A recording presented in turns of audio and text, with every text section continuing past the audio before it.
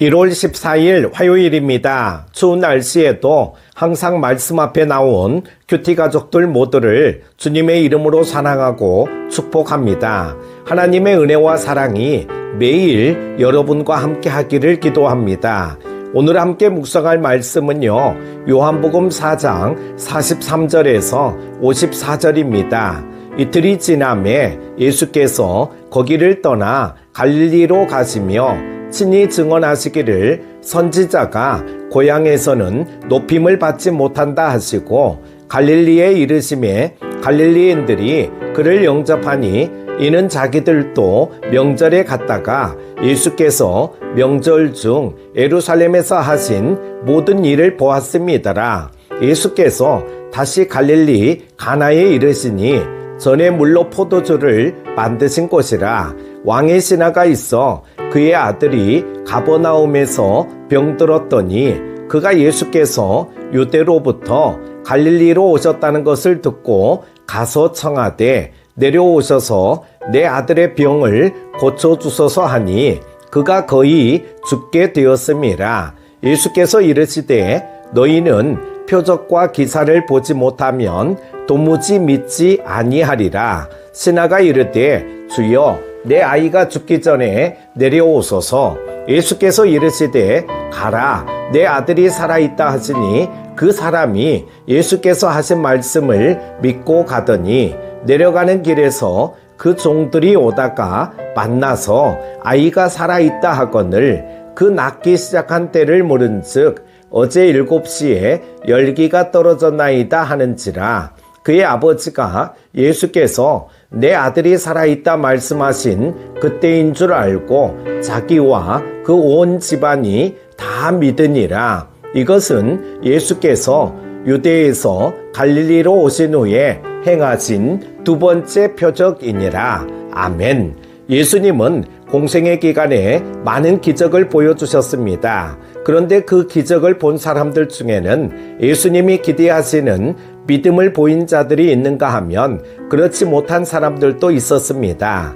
본문은 왕의 신하가 경험한 기적을 소개하면서 우리에게 참된 믿음의 핵심이 무엇인지 교훈하고 있습니다. 첫 번째는 말씀에 집중하는 것이 참된 믿음입니다. 예수님이 갈릴리에 돌아오시자 그곳 사람들이 예수님을 열렬히 환영했습니다. 선지자가 고향에서 존경받지 못한다고 예수님이 말씀하셨는데 그와 다른 상황이 전개된 것입니다.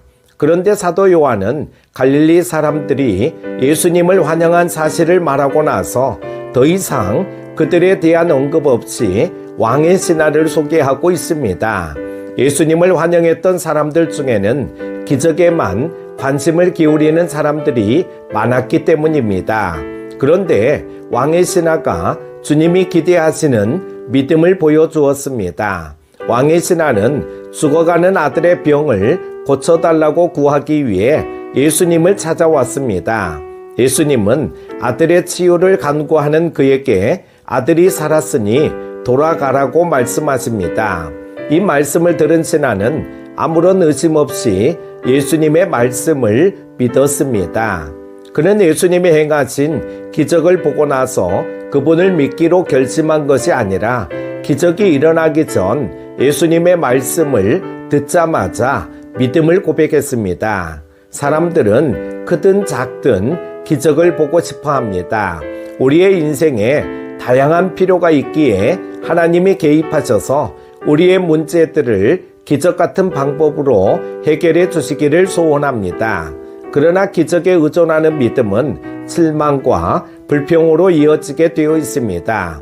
이스라엘 백성은 광야에서 하나님의 기적을 보면서도 늘 불평하고 원망했습니다. 눈에 보이는 기적을 따르는 것은 참된 믿음이 아닙니다.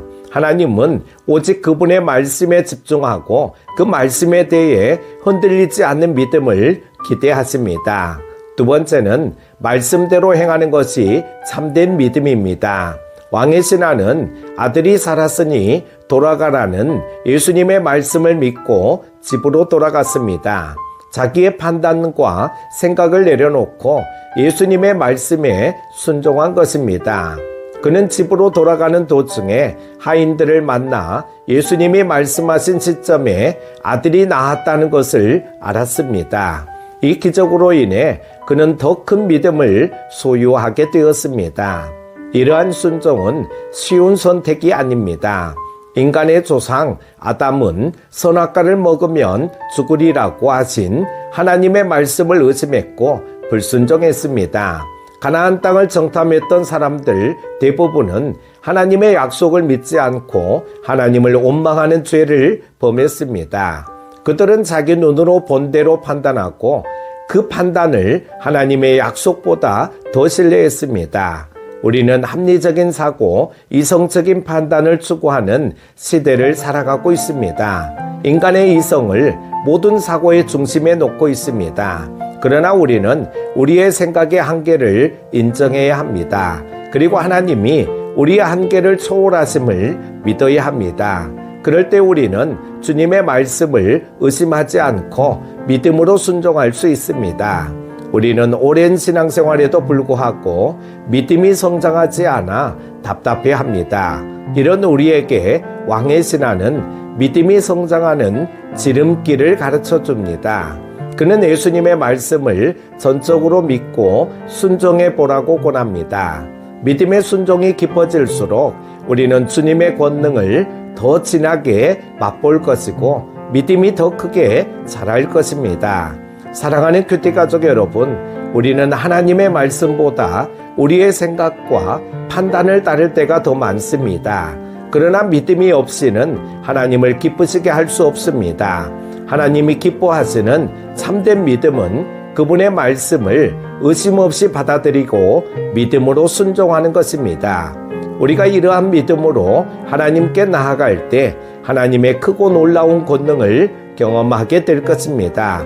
오늘 하루도 복된 믿음 소유하시기 바랍니다. 기도합니다. 우리를 늘 사랑하여 주시는 하나님 아버지, 오늘 말씀을 통하여 예수님이 기대하시는 참된 믿음에 대해 깨닫게 하심을 감사드립니다. 우리 모두 우리의 생각과 판단을 앞세우기보다는 주님의 뜻을 깨달아 주님의 손과 발이 되기를 원합니다. 아멘으로 화답하고 즉각적으로 순종할 수 있는 큰 믿음의 사람이 되게 하여 주옵소서. 오늘도 주께 영광 돌려드리는 하루 되게 하여 주시기를 원하오며 예수님의 이름으로 기도드립니다. 아멘.